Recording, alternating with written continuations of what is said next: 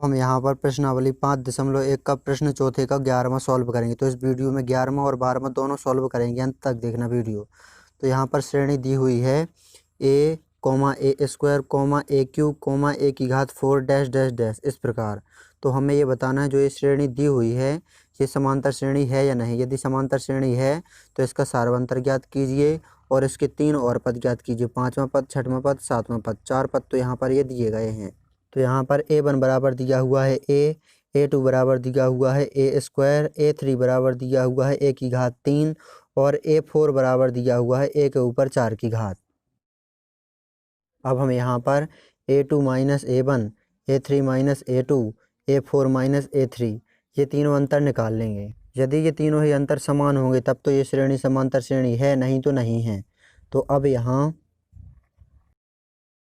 निकाल लेते हैं इन तीनों का अंतर। A2 का मान दिया हुआ है ए स्क्वायर, बीच में माइनस के चिन्ह A1 का मान दिया हुआ है ए। आगे सॉल्व करेंगे यहाँ पर तो दोनों में ए कॉमन आ जाएगा, तो ए कॉमन लिया यहाँ पर, तो यहाँ बचा ए और माइनस यहाँ बचा 1। यहाँ पर मान रखेंगे A3 का मान है ए के ऊपर 3 की घात, माइनस का चिन्ह लगा ये वाला A2 का मान है ए स्क्वायर, तो यहाँ पर ये ए स्क्वायर। अब यहाँ पर ए स्क्वायर लेंगे, दोनों जगह कॉमन, तो यहाँ बचेगा ए, माइनस का चिन्ह लगाया है, ए स्क्वायर पूरा कॉमन आ गया, यहाँ बचेगा 1। तो यहाँ पर देखेंगे दोनों ही मान ये बराबर नहीं हैं, तो हमें ये वाला मान निकालने की आवश्यकता है नहीं। हमें पता लग गया जो ये श्रेणी दी हुई है ये समांतर श्रेणी नहीं है, तो यही है हमारा आंसर। अब हम यहाँ पर चौथे का 12वां प्रश्न देखेंगे। अब हम यहाँ पर प्रश्नावली 5.1 का प्रश्न चौथे का 12वां सॉल्व करेंगे। तो यहाँ पर जो ये श्रेणी दी हुई है इसे हमें बताना है ये समांतर श्रेणी है या नहीं। यदि समांतर श्रेणी है तो इसका सार्वंतर ज्ञात कीजिए और 3 और पद ज्ञात कीजिए। 4 पद तो ये दिए गए हैं, A5, A6 और A7 और ज्ञात कीजिए। तो इस श्रेणी के पदों को हम कुछ इस प्रकार लिख सकते हैं। √2 इसे हम ज्यों का त्यों लिखा रहने देंगे, इसे हम तोड़ नहीं सकते हैं, लेकिन √8 को हम कुछ इस प्रकार तोड़ सकते हैं। √2 गुणे 2 गुणे 2 इस प्रकार होता है गुणनखंड 8 का। 2 2 दूनी 4, 4 दूनी 8। 18 को भी हम इसी प्रकार लिख सकते हैं 3 गुणे 2 रूट लगा करके। 2 तिया 6, 6 तिया 18। इसी प्रकार √32 को हम इस प्रकार लिख सकते हैं 2 गुणे 2 गुणे 2 गुणे 2 गुणे 2। 2 2 दूनी 4, 4 दूनी 8, 8 दूनी 16, 16 दूनी 32। इस प्रकार हम 32 का गुणनखंड लिख सकते हैं, कोमा लगा करके डैश डैश डैश। √2 ये ज्यों का त्यों, यहाँ पर 2 ये जोड़े में है तो ये बाहर निकल आएगा, ये 2 रहेगा रूट के अंदर, कोमा लगाया। 3 ये जोड़े में है ये बाहर निकल आएगा, ये 2 रहेगा रूट के अंदर, कोमा लगाया। यहाँ पर ये 2 जोड़े में है और ये 2 जोड़े में है, तो 2 और 2 4, 4 निकल आएंगे बाहर, ये 2 रहेगा रूट के अंदर, कोमा लगा करके डैश डैश डैश। अब जो नई श्रेणी बनी हुई है ये √2, 2 √2, 3 √2, 4 √2, इसको हमें बताना है ये समांतर श्रेणी है या नहीं। तो यहाँ पर A1 है √2, A2 है 2 √2, A3 है 3 √2, A4 है 4 √2। अब हम यहाँ पर A2 minus A1, A3 minus A2, A4 minus A3 इन तीनों का अंतर निकाल लेंगे। यदि अंतर समान है तब तो ये श्रेणी समांतर श्रेणी है, नहीं तो नहीं है।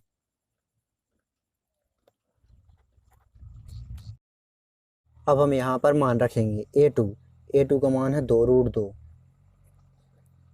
बीच में माइनस का चिन्ह लगाया ये वाला। A1 का मान है √2, 2 √2 में से 1 √2 घटेगा तो आ जाएगा √2। अब यहाँ पर देखेंगे A3 का मान है 3 √2, बीच में ये माइनस का चिन्ह। A2 का मान है 2 √2, 3 √2 में से 2 √2 घट जाएंगे तो यहाँ पर भी √2 ही बचेगा। A4 का मान है 4 √2, माइनस का ये वाला चिन्ह लगाया। A3 का मान है 3 √2,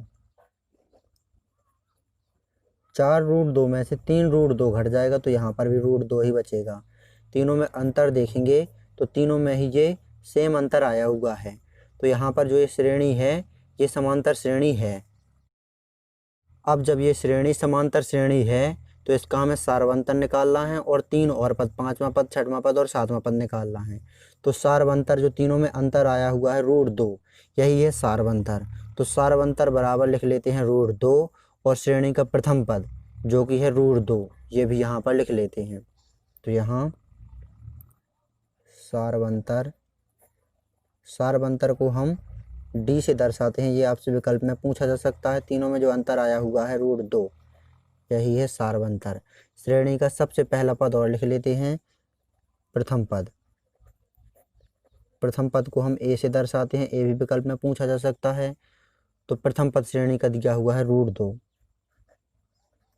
अब हम यहाँ पर श्रेणी का 5वां पद A5, 6वां पद A6 और 7वां पद A7 निकाल लेते हैं। 5वां पद निकालने का फॉर्मूला होता है A+4D। 6वां पद निकालने का फॉर्मूला होता है A+5D। 7वां पद निकालने का फॉर्मूला होता है A+6D। ये इस प्रकार होता है। यदि यहाँ पर कहा जाता 12वां पद A12 बराबर, तो उसका फॉर्मूला होता है A+11D। D एक कम करके होता है संख्या से, A ज्यों का त्यों रहेगा सभी में। चाहे आप 1000वें पद का भी यहाँ पर फॉर्मूला लिख लें। मान रखेंगे A का मान दिया हुआ है √2, प्लस का चिन्ह लगाया, 4 ये ज्यों का त्यों इंटू D का मान √2। तो यहाँ पर √2 और 4√2 जुड़ जाएंगे तो हो जाएंगे 5√2। तो ये आ गया A5 5वां पद। यहाँ पर सीधे गुणा का चिन्ह नहीं लगाया, सीधे ही लिख दिया है। इसी प्रकार यहाँ पर करेंगे A का मान है √2, प्लस का चिन्ह लगाया, 5 ये ज्यों का त्यों इंटू D का मान है √2। 5√2 और √2 हो जाएंगे 6√2। तो ये आ गया हमारा A6 6वां पद। 7वां पद देखेंगे, A का मान है √2, प्लस का चिन्ह लगाया, 6 ये ज्यों का त्यों इंटू D का मान है √2।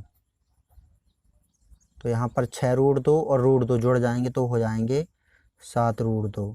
तो ये आ गया हमारा 7वां पद श्रेणी का। इस प्रकार आपको इस प्रश्न को अच्छी तरह से सॉल्व कर लेना है। परीक्षा की दृष्टि से बहुत अधिक महत्वपूर्ण प्रश्न है। यदि आप प्रश्नावली 5.1, 5.2 और 5.3 के सभी प्रश्न क्रम सहित देखना चाहते हैं तो डिस्क्रिप्शन जरूर चेक करें।